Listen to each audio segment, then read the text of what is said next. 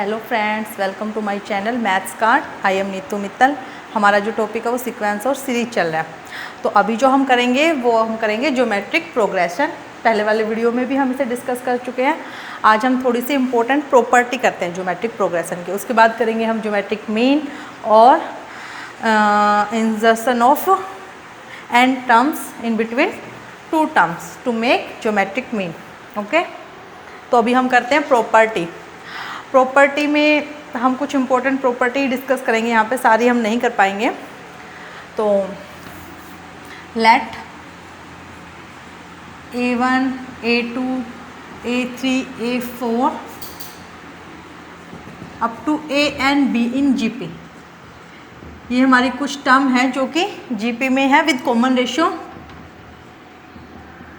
R। देन if we multiply each term by constant k, then this term will remain in GP। अगर हम इन सब terms को एक कॉमन रेशियो k से मल्टीप्लाई कर देते हैं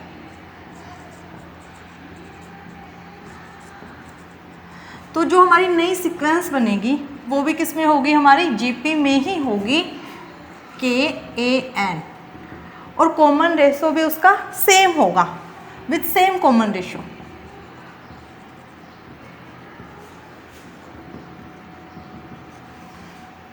ठीक है, लेट करते हैं कि हम सपोज कर लेते हैं कि हमारा जैसे कि ये क्या हो जाएगी, हमारा यहाँ पे कॉमन रेशियो क्या होता है, हमारा second term divide by first term या third term divide by second term. तो यहाँ पे देखते हैं हम, ये क्या होगा हमारा KA2 बाय KA1 यानी कि A2 बाय A1। इसी तरह से इसको इससे डिवाइड करेंगे तो क्या आएगा, A3 bye A2। Same common ratio हो रहा है जो कि हम पहले अपनी टर्म लेके चले थे वैसा ही। ठीक है, तो कॉमन रेशियो पे कोई भी इफेक्ट नहीं आता। इसी तरह से अगर हम इसको डिवाइड करते हैं, ईच टर्म को डिवाइड करते हैं किसी भी कांस्टेंट से, A1 by K, A2 by K, A3 by K up to AN by K, तो ये जो हमारी सीरीज है ये remain in GP with same common ratio, with same common ratio R। Okay, इसी तरह से अगर हम इसे क्या करें,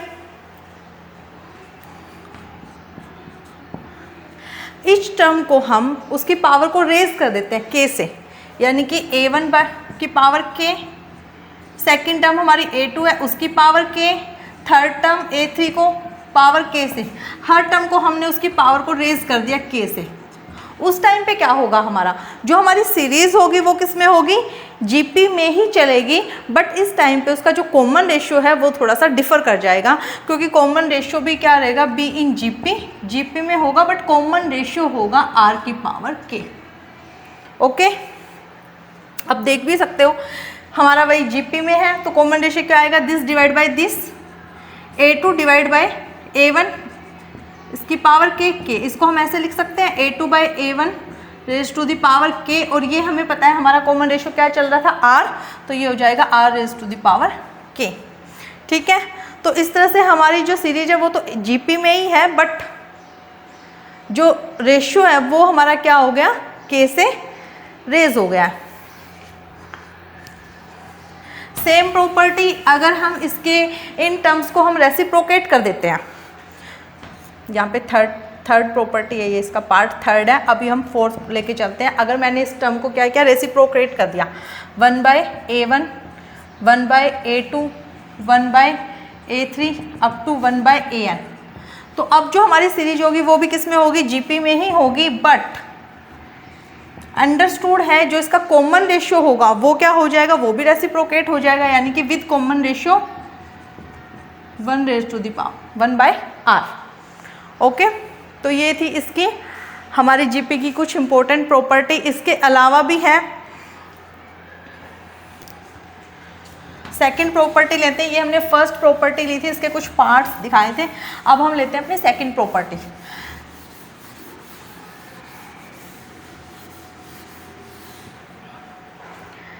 सेकंड प्रॉपर्टी में क्या है कि सपोज करो हमारे पास एक GP है जिसकी टर्म है A1, A2, A3, A4।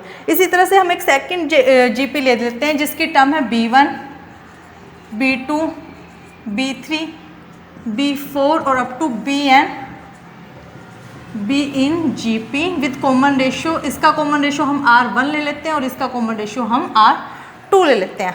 अब अगर हम इन दोनों GP को, इनकी टर्म्स को नंबर वाइज अगर हम इससे मल्टीप्लाई करते हैं, मतलब फर्स्ट टर्म को फर्स्ट टर्म से मल्टीप्लाई करते हैं, सेकंड टर्म को सेकंड टर्म से मल्टीप्लाई करते हैं, थर्ड टर्म को थर्ड टर्म से मल्टीप्लाई करते हैं, तो हम देखते हैं जो हमारी न्यू सीरीज़ बनेगी वो क्या होगी, सॉरी सीक्वेंस जो बनेगी वो GP होगी या नहीं होगी।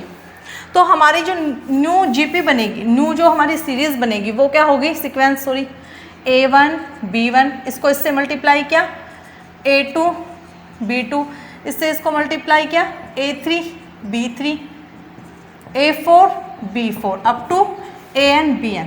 तो इस तरह से जो हमारी सीरीज बनती है वो क्या होगी, हमारी GP में ही होगी, वो भी क्या होगी, एक B इन GP, but with common ratio,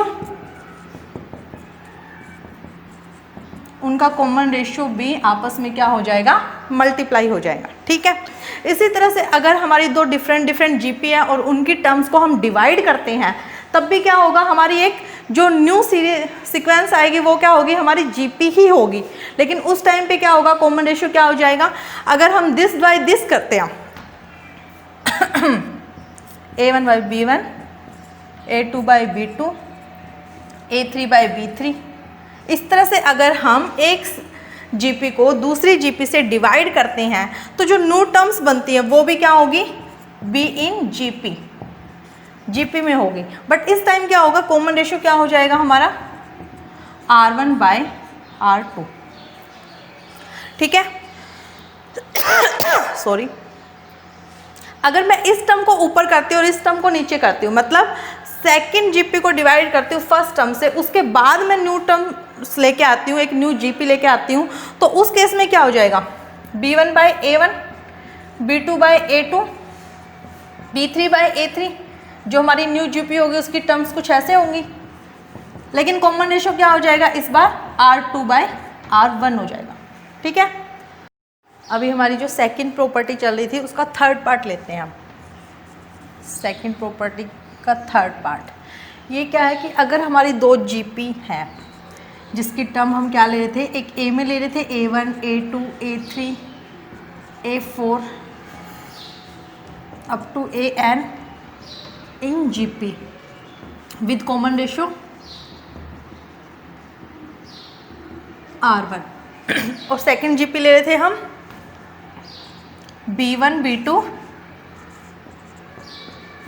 B3, B4 up to BN in GP with common ratio R2।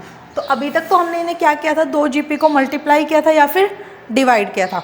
ठीक है, लेकिन हम देखते हैं कि अगर हम दो GP की टर्म्स को ऐड करें या फिर सब्ट्रैक्ट करें, A2 plus minus B2, A3 plus minus B3, तो जो न्यू हमारी सीक्वेंस आएगी वो GP में होगी या नहीं होगी, तो एब्सोल्युटली नहीं होगी। जो हमारी न्यू टर्म्स आएंगी हमारी न्यू सीरीज़ सीक्वेंस की, A1 plus minus B1, A2 plus minus B2, A3 plus minus up to AN plus minus BN will not be in GP, वो GP में नहीं होंगी। ठीक है, अगर होती हैं तो वो हमारा रेयर केस होता है या फिर कोई स्पेशल केस ही होता है जिसमें जब हम टर्म्स को ऐड करते हैं, सब्ट्रैक्ट करते हैं GP में, तो जो न्यू हमारी जो सीरीज़ बन के आती है वो GP में हो। ऐसा हो क्यों रहा है, अगर हम AP की बात करें तो क्या हो रहा था, जब हम दो अलग अलग AP ले रहे थे, उनको ऐड कर रहे थे या सब्ट्रैक्ट कर रहे थे, तो जो हमारी न्यू सीक्वेंस बन के आ रही थी वो क्या हो रही थी, वो डेफिनेटली हमारी AP ही होती थी। बट GP के केस में क्या हो रहा है, अगर हम मल्टीप्लाई और डिवाइड कर रहे हैं तो वो हमारी GP हो रही है, प्लस माइनस के केस में GP नहीं बन रही। क्यों, क्योंकि जो हमारा AP था वो किस चीज़ के बारे में था, वो हमारा प्लस माइनस के बारे में ही था। उसमें हम किसकी बात कर रहे थे, कॉमन डिफरेंस की, और कॉमन डिफरेंस आता कब है, प्लस या माइनस करने से। तो यही वजह था कि जब हम टर्म्स को ऐड कर रहे थे या सब्ट्रैक्ट कर रहे थे, ठीक है, हमारी टर्म्स इस तरह की आ रही थी, तो वो हमारा किस में था, इन APs। और जीपी किसका खेल है? जीपी हमारा रेशियो का खेल है। इट मीन्स क्या करें हम, second term divide by first term.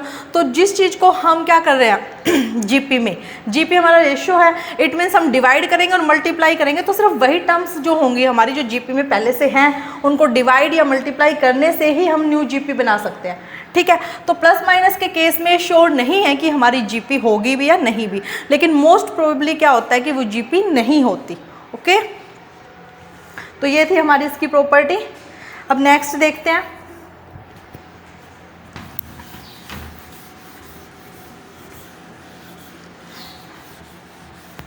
इसी का पार्ट ले लेते हैं, उसको फोर्थ पार्ट बना के हम उसी का। फोर्थ पार्ट में क्या है कि अगर हमारी कोई भी जीपी है जैसे कि A1, A2, A3, A4, coma coma coma, ये सारी टर्म हमारी up to AN in GP, अगर हम इनका लोग ले लेते हैं, मतलब हर टर्म पे हम लोगरिथम लगा देते हैं, पूरी जीपी के ऊपर हम लोगरिथम लगा देते हैं, तो वो जो हमारी सीक्वेंस है वो किस में कन्वर्ट हो जाती है? एपी में। ठीक है, मतलब अगर जीपी की टर्म्स के ऊपर हमने लोग को अप्लाई किया तो वो टर्म्स हमारी किस में कन्वर्ट हो गई है? अब एपी में। इस एग्जाम्पल को, इस मतलब प्रॉपर्टी को हम इन सारी टर्म्स पे नहीं लगाएंगे, सिर्फ हम इसको 3 टर्म्स पे लगा के फिर देखते हैं कि रियली में ऐसा होता है नहीं। सपोज करो हमारे पास A, B, C are in GP, ये 3 टर्म्स हमने लिए जीपी की। ओके, अब हम इन पे, अब हमें पता है कि जब जीपी होता है तो क्या होता है? This divide by this is equal to this divide by this. Common ratio हमारा क्या रहेगा? सेम रहेगा। It means B square is equal to A C. Okay, तो हम यहाँ पे क्या करते हैं, हम लोगरिथम लगा देते हैं दोनों तरफ। लॉग ऑफ बेस हम कुछ भी ले लेंगे, यहाँ पे A1 ले लेते हैं। ठीक है, B square is equal to logarithm of base A C. ठीक है, ये क्या होगा? 2 हमारा आगे आ जाएगा। 2 log of base A is equal to B का है ये, इधर हो जाएगा log of A base A1 plus log of C base A1। ठीक है, ये हमारी लोगरिथम की प्रॉपर्टी है। और ये कब होता है?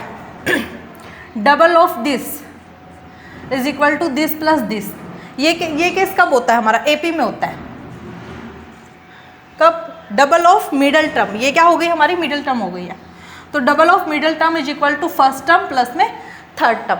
ठीक है, तो हम इजिली देख सकते हैं, अभी हमने सिर्फ 3 टर्म्स पे अप्लाई किया, इसी तरह से हम हर टर्म पे अप्लाई करते हैं जीपी के लोग उसके ऊपर, तो वो किस में कन्वर्ट हो जाएगी? हमारी एपी में। ओके, ये भी एक अच्छी प्रॉपर्टी है। नेक्स्ट,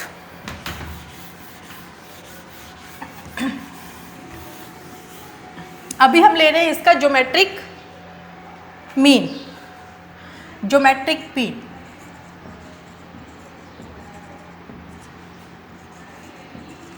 जिस तरह से हमने अर्थमेटिक मीन लिया था वैसे ही हमारा ज्योमेट्रिक मीन है, बट ये किसके ऊपर डिपेंड करता है? ये हमारा डिवाइड मल्टीप्लाई का केस है और वो हमारा क्या था? प्लस और माइनस का था। ठीक है, तो अगर मैं कोई भी 2 टर्म ले रही हूँ ए और बी, उसका हमें ज्योमेट्रिक मीन लेना है, तो उसका ज्योमेट्रिक मीन क्या होगा? इन दोनों के बीच की टर्म। ठीक है, बट ये क्या है? ज्योमेट्रिक मीन है, तो इट मीन्स ये किस में होगी? हमारी तीनों टर्म्स इन जीपी। ठीक है, और जीपी की एक और कंडीशन है कि this by this is equal to this by this. तो यहाँ से हमारा क्लियर हो गया, G square is equal to A B, और which implies G is equal to under root A B. ठीक है, जी क्या है? जी को हम डिनोट करें ज्योमेट्रिक मीन से, ज्योमेट्रिक मीन है ये हमारा। तो ये क्या आया? हमारा रूट ऑफ ए बी, और इसको मैं ऐसे भी लिख सकती हूँ, which implies G is equal to A B की पावर हाफ 1/2। अब यहाँ पे एक इम्पोर्टेंट पॉइंट है कि जब मैं 2 नंबर के बीच की जीपी निकाल रही हूँ, मैंने ए और बी के बीच की क्या निकाला है? ज्योमेट्रिक मीन निकाला है, 2 टर्म्स का ज्योमेट्रिक मीन निकाला है, तो उसकी पावर क्या हो गई? 1/2। तो इसी तरह से अगर मेरे पास 3 टर्म है ए बी सी, अगर मुझे उनके बीच का ज्योमेट्रिक मीन निकालना है, geometric mean of A B C which are in GP. ठीक है, 2 टर्म थी तो क्या हुआ? उनका प्रोडक्ट और उनकी पावर हाफ। अभी मेरे पास क्या है? 3 टर्म है, तो उनका ज्योमेट्रिक मीन क्या हो जाएगा? ए बी सी की पावर 1/2। 3। ठीक है, तो इस तरह से यहाँ से हम जनरल फॉर्मूला बना सकते हैं कि ज्योमेट्रिक मीन ऑफ, तो यहाँ से एक जनरल फॉर्मूला बन जाता है ज्योमेट्रिक मीन का कि geometric mean of A1, A2, A3, A4, A5, इस तरह से हमारी टर्म है जीपी की AN इन जीपी। तो इन सब का ज्योमेट्रिक मीन क्या होगा हमारे पास, geometric mean is equal to A1 into A2 into A3 into A4 up to AN, और उसकी पावर क्या हो जाएगा 1/n। ठीक है, और जिस तरह से इस प्रोडक्ट को हम इस तरह से भी शो कर सकते हैं, कैपिटल पाई i की वैल्यू 1 से लेकर n तक AI, इस प्रोडक्ट को शो कर रहे हैं हम, इस प्रोडक्ट को शो कर रहे हैं। जिस तरह से हम क्या करते हैं, जब हम ऐड करते हैं A1, A2, A3, A4 up to AN तक, तो वो क्या होता है, उनका समेशन होता है, और समेशन को हम किस तरह से शो करते हैं, सिग्मा से।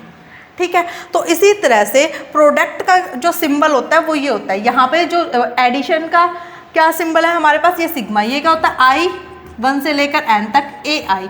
तो इसी तरह से अगर हम इसको रिप्लेस कर देते हैं पाई से, तो इट मीन्स हम किसकी बात कर रहे हैं, n टर्म्स के प्रोडक्ट की बात कर रहे हैं। ठीक है, तो इस सारे को मैं इससे शो कर सकती हूँ, और इसकी पावर हो गई हमारी 1/n।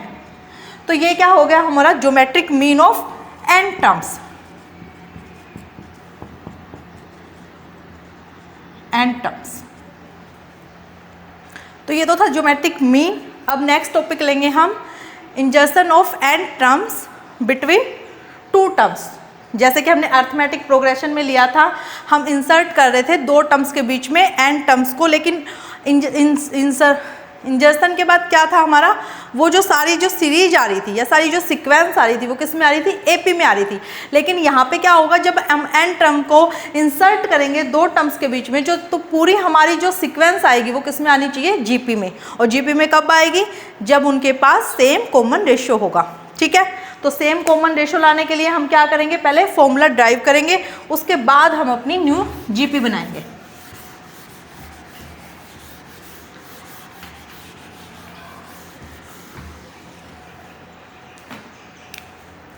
तो ये हमारा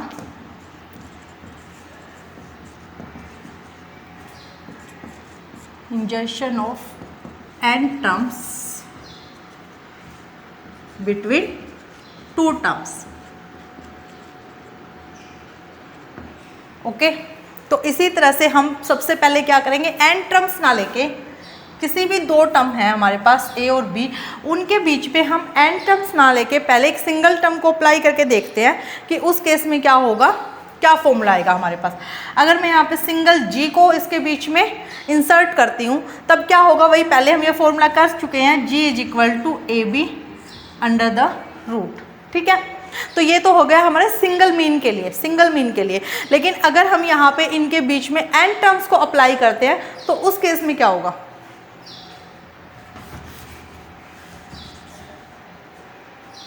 ये है हमारा G1, G2, G3, G4 up to Gn। हमने क्या किया, A और B के बीच में n टर्म्स को इंसर्ट कर दिया। ठीक है, और इसके बाद जो हमारी न्यू सीक्वेंस बनी है वो क्या है, हमारी जीपी में ही है। ठीक है, तो किस तरह से इंसर्ट करेंगे हम, देखिए ये हमारी क्या है, अब न्यू जो हमारी जीपी बनेगी उसकी ये क्या है, हमारी फर्स्ट टर्म है, ये हमारी सेकंड टर्म होगी, ये हमारी थर्ड टर्म होगी। ठीक है, ये हमारी फोर्थ टर्म है, और इसी तरह से ये हमारी क्या होगी, n प्लस 1th टर्म, और ये होगी हमारी n प्लस 2th टर्म। ठीक है, तो हमें पता है कि जो जनरल फॉर्मूला होता है nth टर्म का जीपी में, वो क्या होता है हमारा a r की वैल्यू n-1, ये होती है हमारी जनरल टर्म किसमें, जीपी में।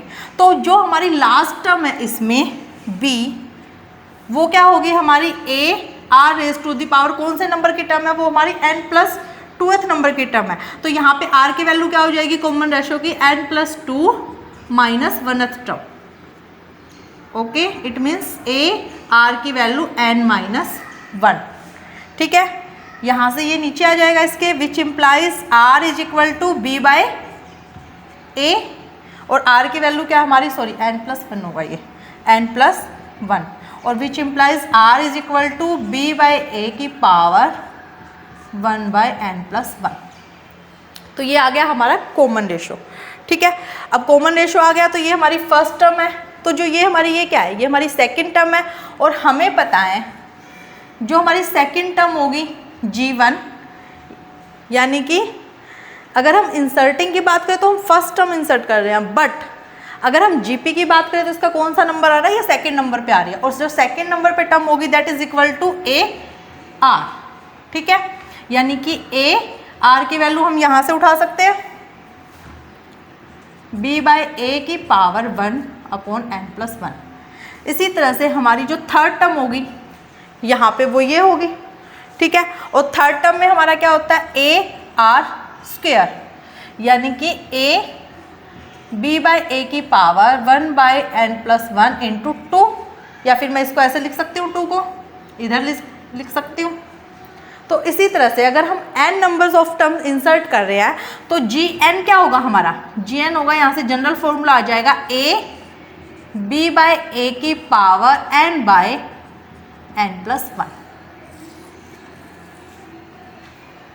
ठीक है, तो इस तरह से हम इसमें A और B के बीच में n numbers of term insert कर सकते हैं ताकि वो हमारी GP ही बनी रहे, हमारी जो सीक्वेंस है वो चेंज ना हो। ठीक है, ओके, अब हम इससे रिलेटेड क्वेश्चन करते हैं। NCERT के क्वेश्चन ही लेंगे क्योंकि मेन फोकस हमारा यहाँ पे NCERT से है, तो हम NCERT के ही इंपॉर्टेंट क्वेश्चन यहाँ पे लेंगे। अभी जो हमने टॉपिक किया है हमारा ज्योमेट्रिक मीन, उससे रिलेटेड क्वेश्चन कर रहे हैं हम, NCERT के क्वेश्चन है ये। तो फर्स्ट क्वेश्चन है हमारा, find the value of n so that this is the geometric mean between A and B।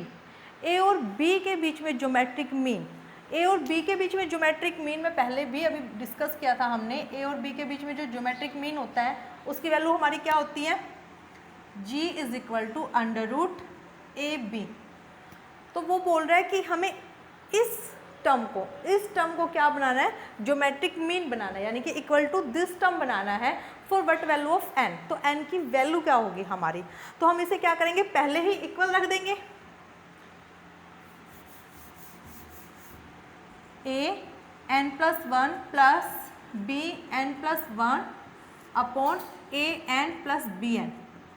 इस टर्म को हमें किसके इक्वल करना है, geometric mean between A and B means is equal to √AB, और we can say AB की power half. Okay, तो यहाँ क्या करेंगे, हमें n की वैल्यू चाहिए तो हम यहाँ पे क्रॉस मल्टीप्लाई कर देंगे, डिवाइड बाय 1 लिख सकते हैं। ठीक है, इसको मल्टीप्लाई किया इससे इज इक्वल टू हो जाएगा हमारा AN+1 plus BN+1 is equal to A की पावर n यहाँ पे है और हाफ वहाँ पे है, तो n+½ और इंटू B की पावर हमारी हाफ इसके साथ, प्लस अब हम इसको मल्टीप्लाई करेंगे इससे, यानी कि A की पावर हाफ इंटू B की पावर n+½ ठीक है, इसको हम इधर ले आते हैं, A की पावर n+1 माइनस A की पावर n+½ इंटू B की power half is equal to A की पावर हाफ B की पावर n+½ माइनस, ये हम इधर ले गए, B की पावर n+1। ठीक है, यहाँ से हम क्या कर सकते हैं, इसको कॉमन निकाल सकते हैं क्योंकि यहाँ पे n+1 है और यहाँ पे n+½ है, तो n+½ को हमने बाहर निकाला, अंदर क्या रहेगा, n+½ बाहर निकाला तो सिर्फ हाफ पावर रह गई है A की, और माइनस B की भी हाफ ऑलरेडी है, is equal to same thing इधर करेंगे हम, B की हाफ को n+½ को बाहर निकाला तो अंदर है हमारा A की हाफ माइनस B की हाफ। ओके, तो ये हमारा कैंसिल आउट हो जाएगा इधर से, इसको हम इधर ले आएंगे, A/B दोनों की पावर सेम है तो हम इसको ऐसे लिख सकते हैं इज इक्वल टू 1। अब हमें क्या करना है, इस टर्म हमारी इक्वल टू 1 हो जाए तो उसके लिए क्या होना चाहिए, हमारी इसकी पावर ये वैल्यू क्या होनी चाहिए, हमारी 0 होनी चाहिए। ठीक है, तभी तो A/B की power nought is equal to 1 होगा हमारा, क्योंकि किसी की भी पावर हमारी क्या होती है, 0 होती है, तो वो क्या होता है हमारा 1 होता है। ठीक है, तो इसे 1 बनाने के लिए हमें क्या करना होगा, इसको 0 करना होगा। It means n plus half is equal to 0 and n is equal to minus half. तो n की वैल्यू अगर हमारे पास -1/2 है यहाँ पे, तो this term is equal to this, और ये क्या है हमारा सिंगल ज्योमेट्रिक मीन। ठीक है, next question.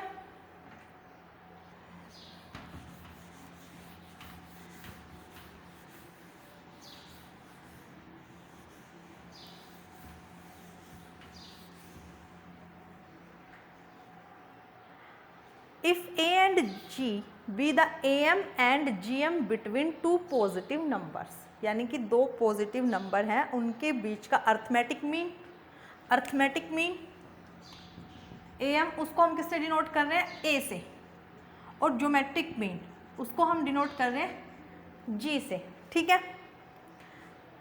Then the number are, तो वो जो नंबर है, सपोज करो हमारे जो दो नंबर हैं वो क्या है A एंड B हैं। ओके, तो उनके बीच का जो अर्थमेटिक मीन है हम पहले भी कर चुके हैं, that is equal to a plus B by 2 and geometric mean is equal to √a_b।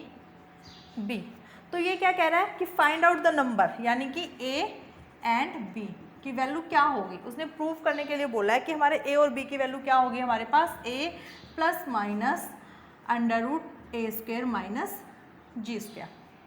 ठीक है, तो क्या होता है, जो हमारा अर्थमेटिक मीन है और ज्योमेट्रिक मीन है, इन दोनों को हम क्या कर सकते हैं, एक क्वाड्रेटिक के फॉर्म में भी लिख सकते हैं। कैसे, ये क्वेश्चन भी है, एक फॉर्म भी है ये, कि अर्थमेटिक मीन और ज्योमेट्रिक मीन हम दोनों को किसकी फॉर्म में लिख सकते हैं, क्वाड्रेटिक के फॉर्म में लिख सकते हैं। और यहाँ पे अगर हम देखें तो ये जो फॉर्मूला है हमारा, कुछ ये हमें क्वाड्रेटिक का सोल्यूशन सा लग रहा है।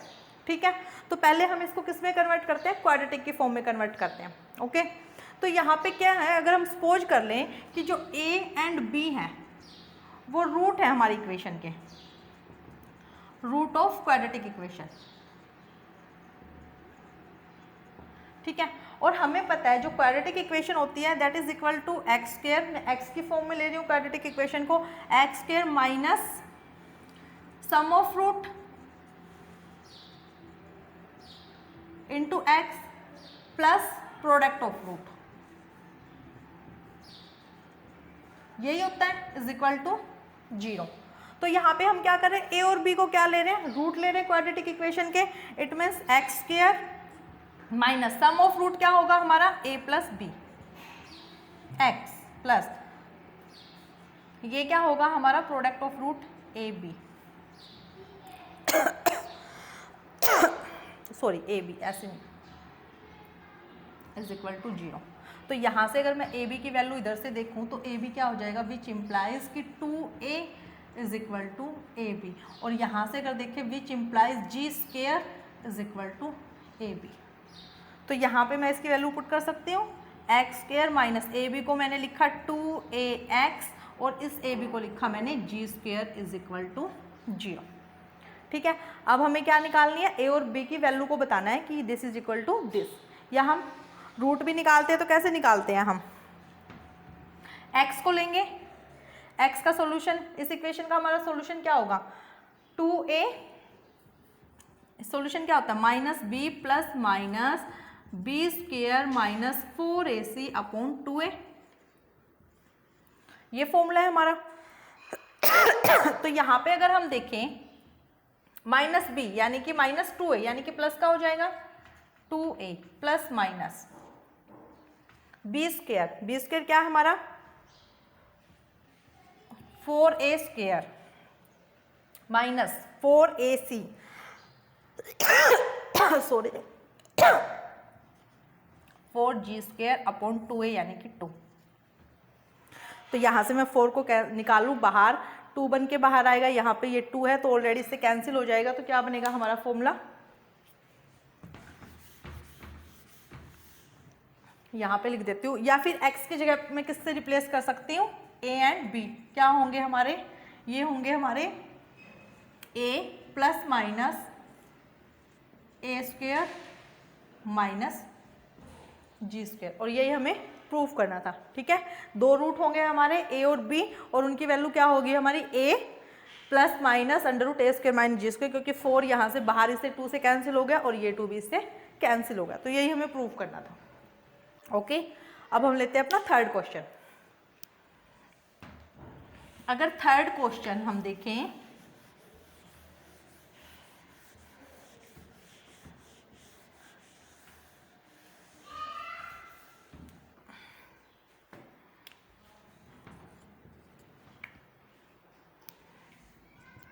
देखिए यहाँ पे ये क्वेश्चन दे रखा है हमें, if am and gm of two positive number a and b are 10 and 8, ठीक है, 10 एंड 8 am यानी कि a की वैल्यू उसने हमें गिवन है दैट इज 10 और g की वैल्यू भी उसने हमें गिवन है दैट इज 8, ठीक है।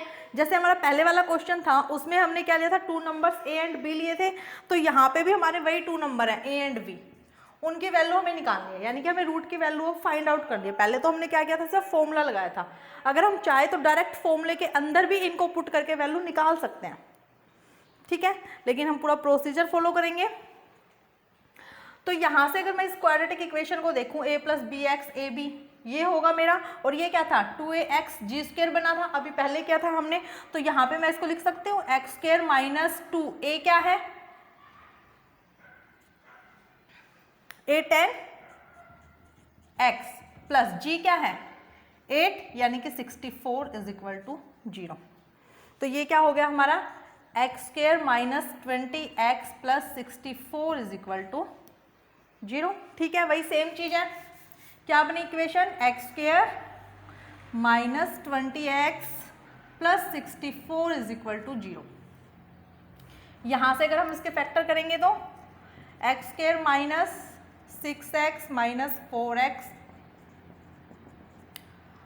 x common x minus 16 minus 4 common x minus 16, x minus 16 x minus 4 is equal to 0 और x is equal to 16 and 4, ठीक है। तो जो a और b की वैल्यू थी जो हमने शो करी थी इज इक्वल टू दिस है, वहाँ पे हमने यहाँ पे क्या किया, यहाँ पे हमने उनकी वैल्यू मतलब सिंबल में ना देके उसने डायरेक्ट वैल्यू दे दी है 10 और 8, ठीक है, तो वो वैल्यू हमारी क्या आ गई a और ये हो गया हमारा b, ठीक है। अगर हम डायरेक्ट चाहते तो डायरेक्ट भी पुट कर सकते थे, सेम था वही, a क्या हो जाता हमारा यहाँ पे 10, डायरेक्ट फॉर्मूला क्या था हमारा a plus minus under root a square minus G square, ये वाला फॉर्मूला था हमारा, ठीक है। तो यहाँ से हमें x की वैल्यू निकालनी थी, a क्या है हमारा 10 प्लस माइनस 10 का स्क्वायर यानी कि 100 माइनस g का स्क्वायर यानी कि 64, ठीक है। ये क्या हो जाता है हमारा 10 प्लस माइनस यहाँ से क्या आ गया हमारा, हाँ 36 यानी कि 6, ओके। एक बार हम प्लस करते तो 16 और माइनस करते तो 4, वही चीज़ें आनी थी। एक बार मैंने इसको फिर से आपको पूरा प्रोसीजर बता दिया ये, ओके।